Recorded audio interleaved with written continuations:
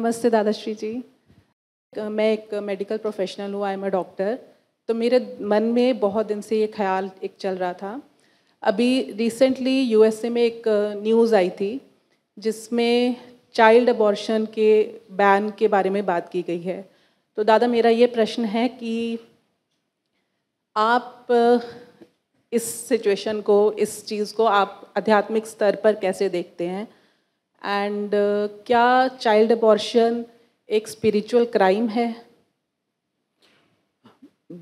आप जब ये कहते हैं स्पिरिचुअल क्राइम, ये बहुत बड़ा शब्द है, आध्यात्मिक अपराध।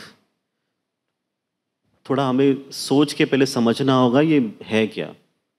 गर्भपात करना है, अबॉर्शन करना, ये है क्या। एक तो आप इस संसार में जब आते हैं एक व्यक्ति बनकर, आपके ऊपर कई जिम्मेदारियां होती हैं और आप जिस जगह पे हो वहाँ पर सिर्फ आप ही समझ सकते हो कि आपको क्या करना है। आसपास के लोग बहुत ज्ञान दे सकते हैं, मैं भी बहुत कुछ कह सकता हूँ आपको, पर आप जिस जगह पे हैं आप ही को समझेगा कि आपको करना क्या है उस वक्त। अगर ये नौबत आती है गर्भपात के लिए तो आप क्यों कर रहे हो? क्या उसके पीछे कोई वजह है, कोई वैलिड रीज़न हो? आप उसके बाद वो कर सकते हैं। मेरी तरफ से जब मैं देखता हूँ इसमें कोई खराबी गलत नहीं है, क्योंकि ये प्रैक्टिकल डिसीजन है।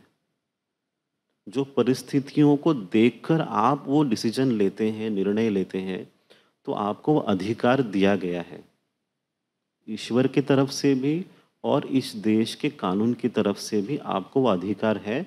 अगर आप वैलिड कुछ रीज़न है, फिजिकल लेवल पे है, बच्चे को लेकर है, तो पूरा सिस्टम बहुत सपोर्टिव रहता है देश में, तो आप खुले मन से वो कर सकते हैं। इसके लिए कोई पाप नहीं है।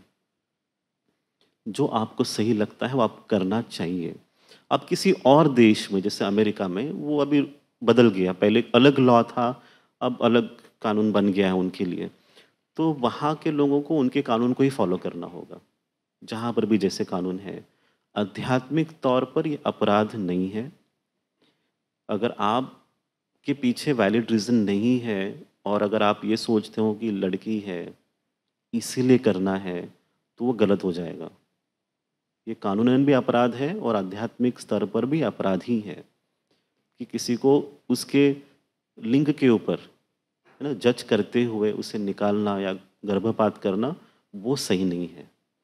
तो आध्यात्मिक स्तर पे आपको मैं ये कह रहा हूँ कि जो आपको ठीक लगता है वो आप कीजिए, इसमें कोई पाप नहीं है। वो जो अंदर भीतर जो आत्मा भी है वो भी आपको नहीं कोसती है। वो अपनी जर्नी के हिसाब से आती, कभी 1 महीने के लिए, कभी 2 महीने के लिए, कभी 3 महीने के लिए। उनका आने का समय ही अगर उतना है तो उसके लिए आप अपने आप को क्यों जिम्मेदार रखेंगे? जो हो रहा है उसे होने दीजिए। भीतर से आपको लगना चाहिए कि मैं सही कर रही हूँ, बस उतना ही है।